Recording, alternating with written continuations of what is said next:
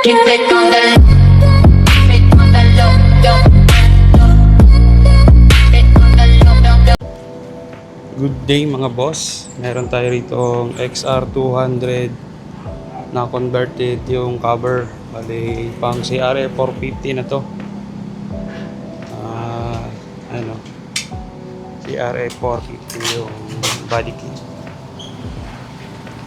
Bali magpapakabit si sir ng sticker na may hologram yung logo. Tsaka yung cover ni sir may sira na yung cover niya. Ito, kikis-kisin na to. Sobrang asin-asin.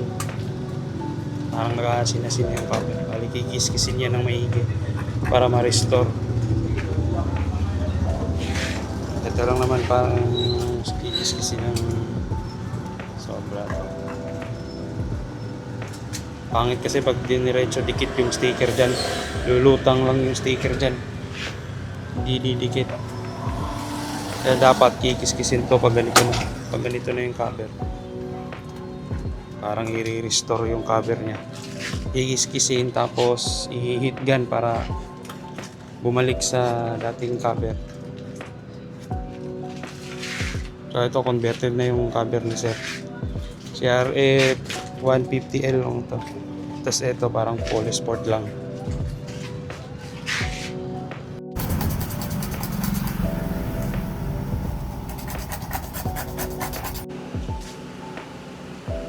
Yun, natapos ng linisan yung XR200.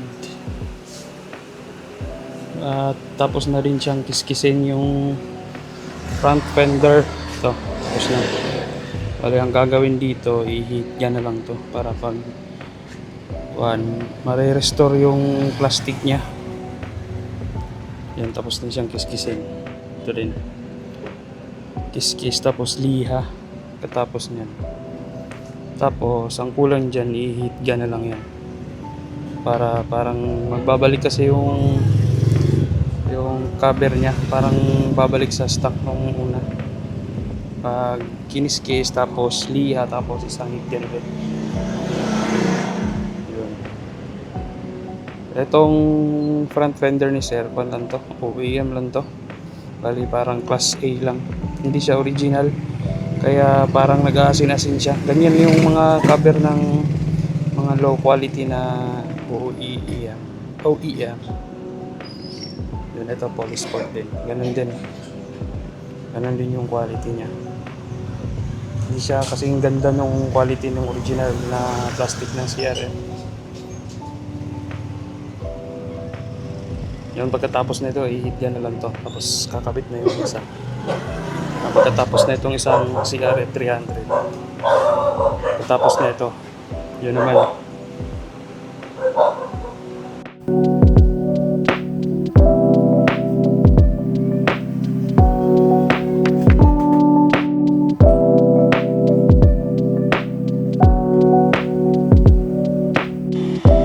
Ito yung front fender ni Sir Capon na sobrang pangit na yung plastic. Nag-asin-asin na. At ito, ni-hit gun para parang parang babalik siya ng ayun o, pag kita mo yan, mawawala yung parang mga puti-puti pag na-hit gun, parang nare-restore yung cover. Ganyan ginagawa namin para ma-restore yung mga cover ng mga pangit na plastic. Yun o, parang nawawala yung mga puti-puti. Huwag nyo lang pasobrahan kasi baka masunog yung cover nyo. Baka pumangit yung... Kasi parang magka-curve siya ng konti dyan eh, pag nasobrahan. Huwag nyo pasobrahan. Dali yung saktong kuwan lang. Saktong hit gun lang.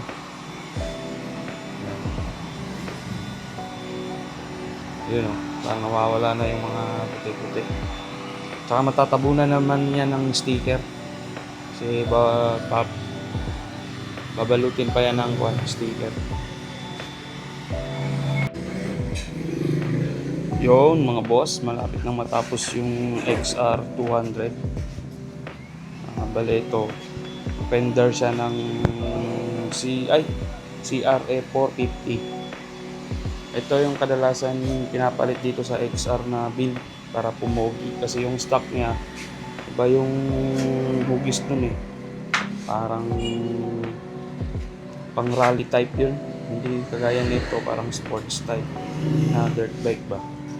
Mas maganda yung itsura niya kaysa dun sa stock ng XR.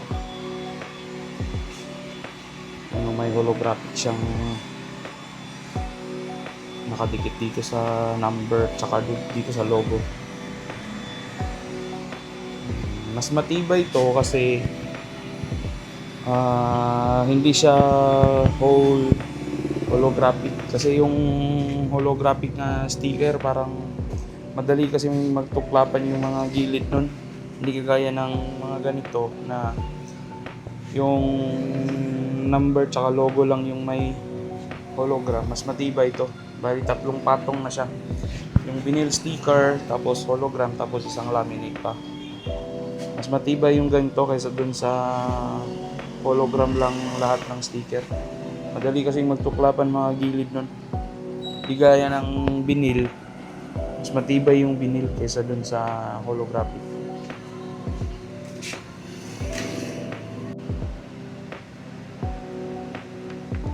Yun, malapit na matapos yung installation ng Honda XR200. Yun, patapos na, mga detailing na lang ng konti. Tsaka mga cutting, mga pasobrang konti na cover. Yun, nawala na yung parang asin-asin dito sa front fender. Pati dito din sa racing plate ba tawag dito? Gowling ng Polisport kasi ito. Yan, hologram yung number. Yan. Pag nasisilawan siya ng liwanag, may parang mag-hologram na kulay, iba-ibang kulay.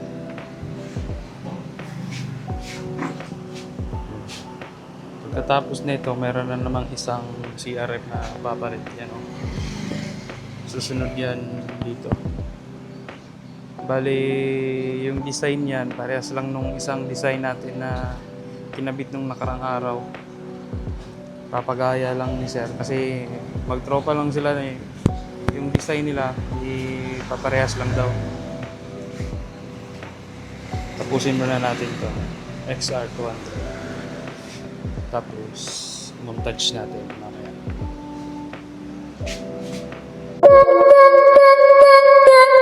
Keep it on the low. Keep it on the low, low.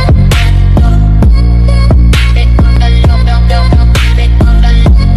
Keep it on the low, low.